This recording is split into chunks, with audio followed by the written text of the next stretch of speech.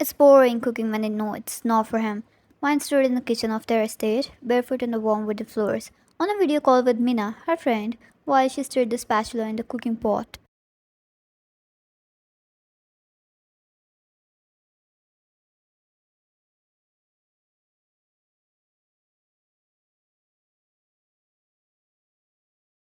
Mina, you both are so weird for each other.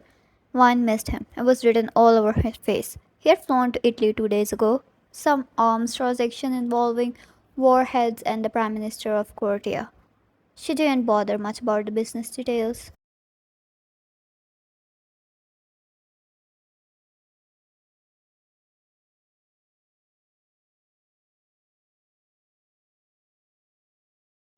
But he had left behind a security team of 12 guards, 3 perimeter drones, and a personal assistant who wouldn't stop asking if she had eaten. Wine, he's annoying. Look at all these people he left.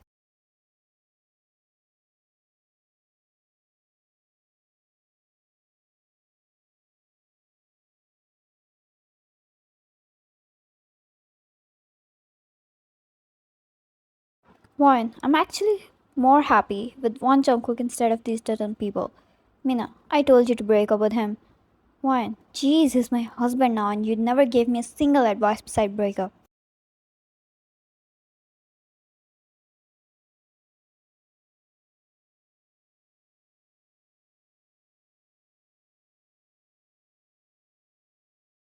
Mina laughed. Of course she was joking. The two talked more before Wine kicked her out of the chat room and hung up the call, although Mina was right at a few points.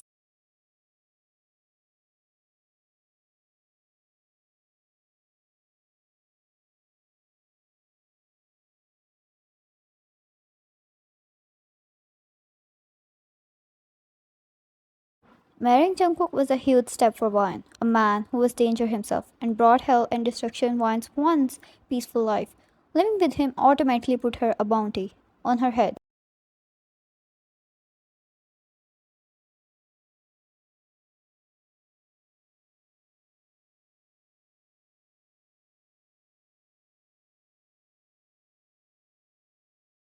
A man who controlled the government like puppets, using their dark secrets against them. He had a wife now. The world would go to any length to get their hands on that wife just to tame the beast roaming out in the wild.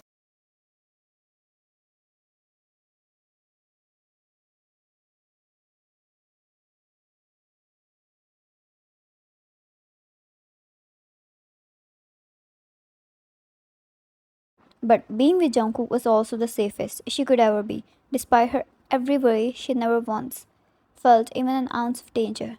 That man never let any worry or violence around her.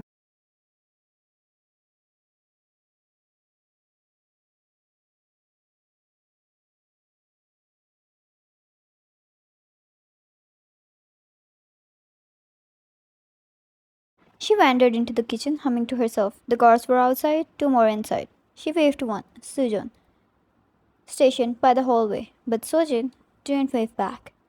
He didn't even look at her. Strange.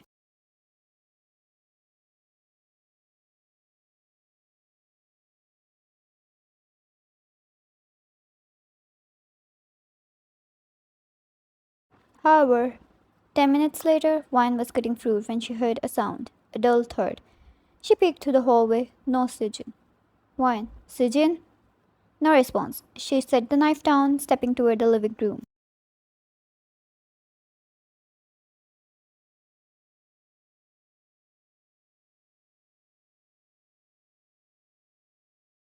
There, instead of Sujin, she saw another man, but the difference was he wasn't in his uniform. No soul was allowed in the home for as long as Jungkook was gone, and he ordered strictly to be in the uniform all the time so Wine wouldn't confuse them.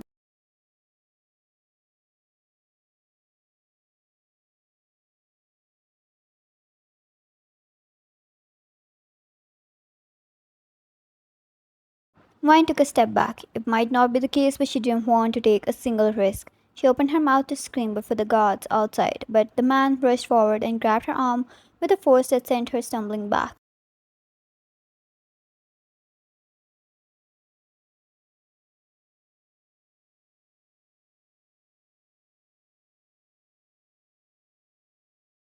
Then, quiet, he hissed, yanking her to the wall.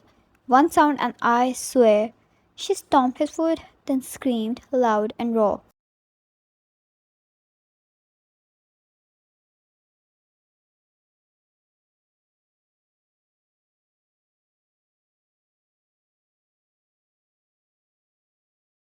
She didn't have the time to wonder why the gods were not coming for help.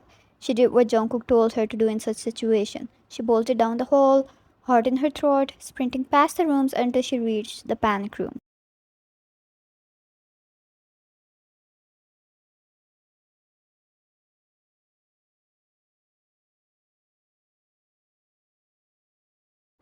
A door, Jungkook made her memorize the code too. Her hands shook. She entered the code, ran inside and slammed it shut, locked it, and collapsed against the steel. Once she was finally inside, she realized how badly her whole body was trembling.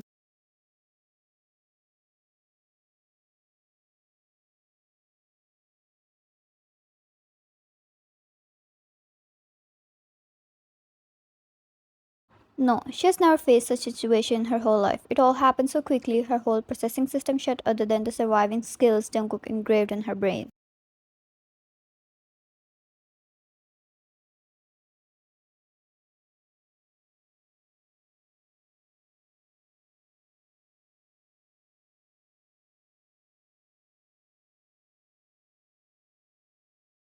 Inside the panic room, she quickly moved over to the huge LED screens and her eyes widened up when she saw every single car outside was on the ground.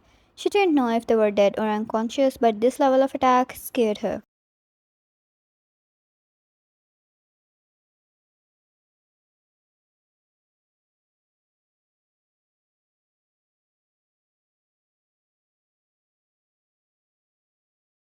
Her hands scrambled for the red phone on the wall, Jungkook's direct line.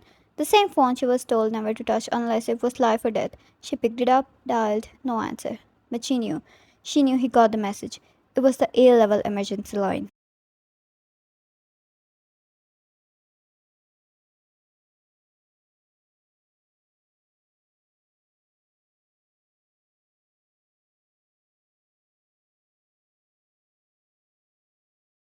Dane, will you stop yelling in my ears? I'll do the work now. Unlock this door somehow.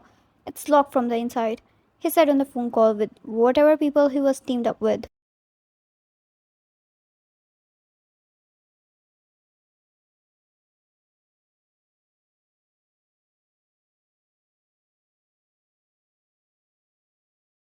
That's some crazy level of security. I can't hack it. Dane cursed, hearing another yell from his boss. She couldn't control a damn small woman. All you had to do is record a video with her body. What was so hard about it?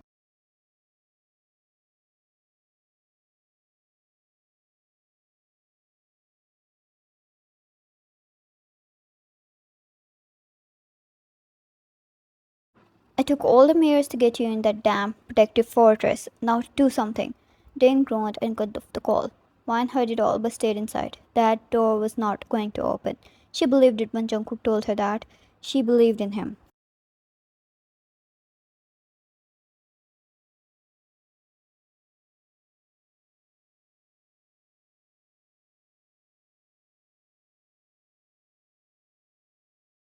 Jungkook was in the middle of a negotiation in Italy.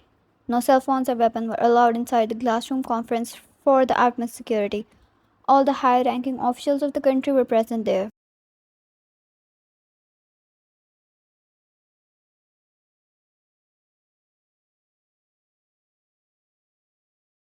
Jungkook was seated at the head of the table, a pen in his hand, signing a contract.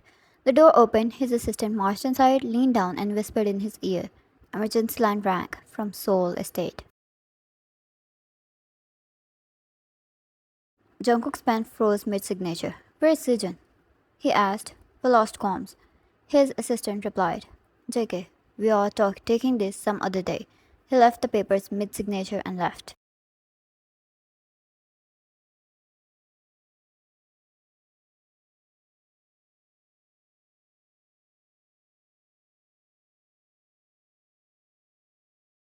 Left, literally leaving the Prime Minister and other officials of a whole another country hanging there. JK, deploy Jeha and his unit at the scene right now. I need Wine's update now.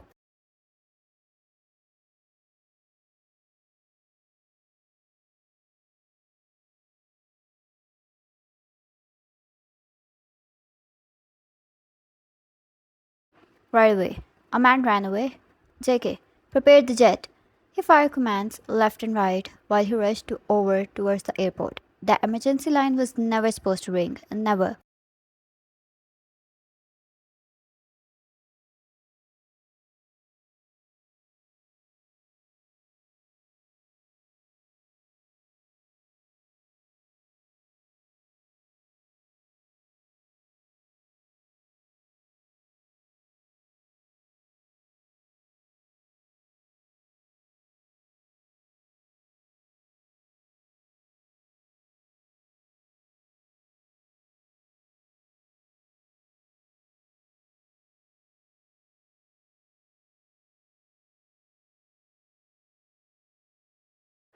Jungkook didn't say much, just walked straight into the house, stepping over broken vases, a trail of blood from one of the guard who crawled halfway down the driveway before being shot in the leg. His team met him inside.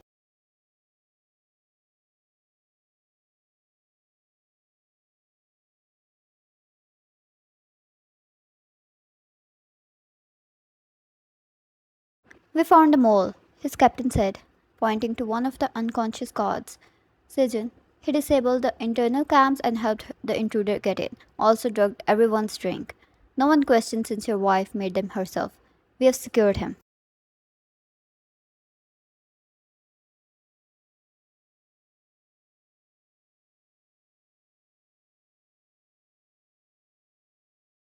Mine safety was confirmed a long time ago, but the door never opened until Jungkook arrived. Typing the code, no one beside him and Wine knew.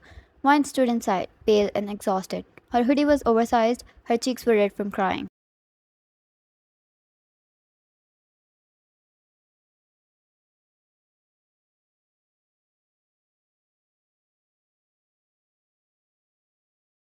The kind of relief she felt seeing him could make her cry all over again, and Jungkook nearly dropped. He stepped inside and pulled her into his arms with such force she could barely breathe.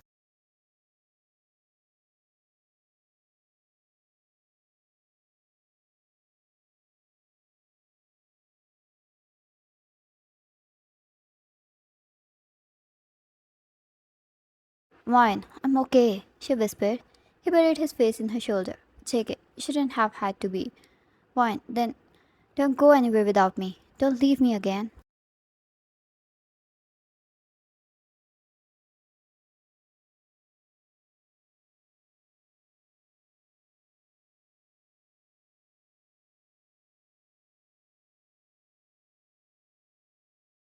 Jungkook closed his eyes and placed his hand on the back of her head. His other hand softly kissed her waist. He promised he was never leaving her behind again. Those 2 hours were like centuries spent in hell for him.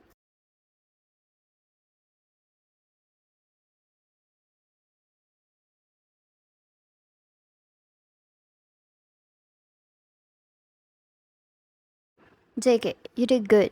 You're brave. I'm proud of you. He pulled her back and cupped her cheeks. One, I hated you every day, repeating the same instructions to me. But they helped.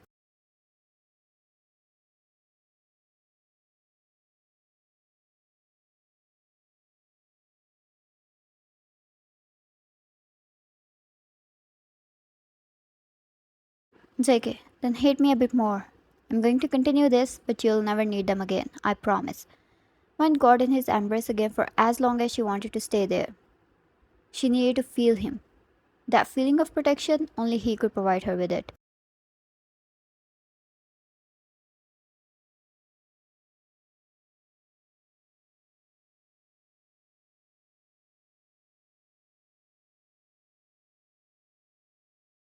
2 hours later, once Wine was safely asleep in her bedroom, surrounded by 10 guards outside her door, his personal unit, the most loyal and deadly, each of them hand-picked and trained by Jungkook himself.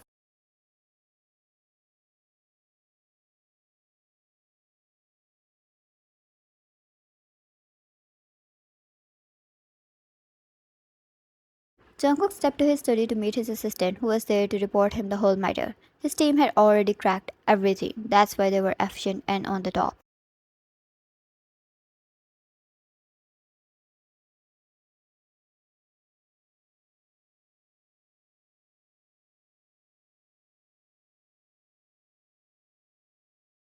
Jungkook had confirmed that not only had the man entered with inside help, but that others were watching from afar. This wasn't just a break-in; it was a warning, an act of provocation. They had finally decided to go against him.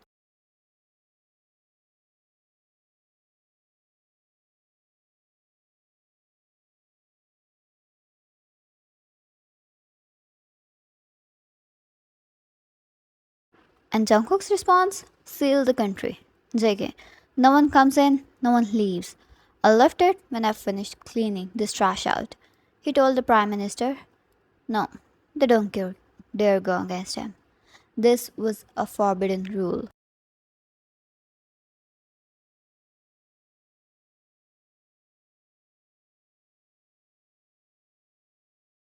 The Prime Minister didn't argue. No matter how huge it was, no matter how much it affected the economy, no one argued because Jungkook held the reins.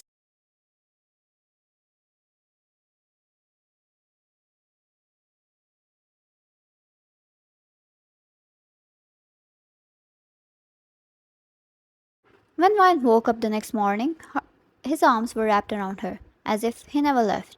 His chin tugged on her head, his fingers intertwined with hers. She woke up warm, safe, and loved, and that was all she ever asked from life.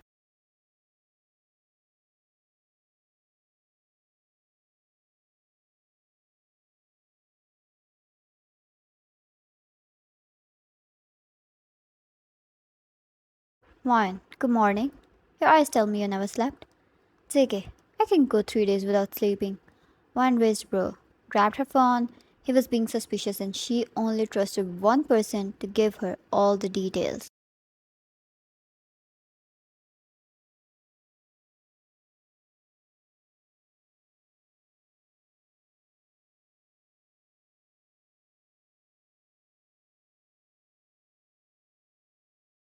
Ryan gasped. Don't tell me you were the one to put the whole country under curfew. JK, someday I'm gonna have to ask you to leave that Mina girl. Ryan, fun fact, she told me the same about you. Jungkook was disgusted.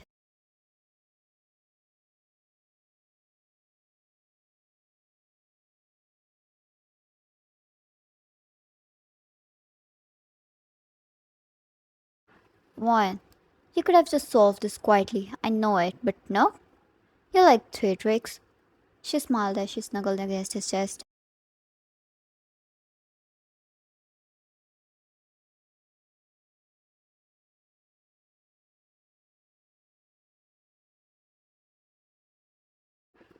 JK, I like fear and lessons.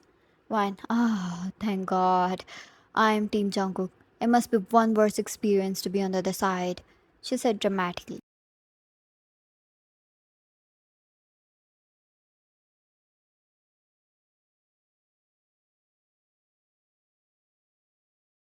Opened both her arms and legs wide, grabbed his sheets and covered them both, sticking around him like a koala.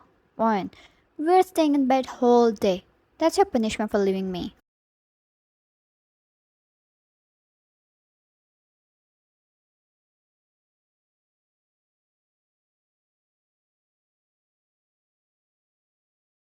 JK, yes ma'am. Anything else you'd like? He asked in his tired and deep voice, and Ryan squealed, flapping her legs like some fangirl, earning a laugh from him. Yesterday made her realize how cruel this world was, and how safe his presence was to her.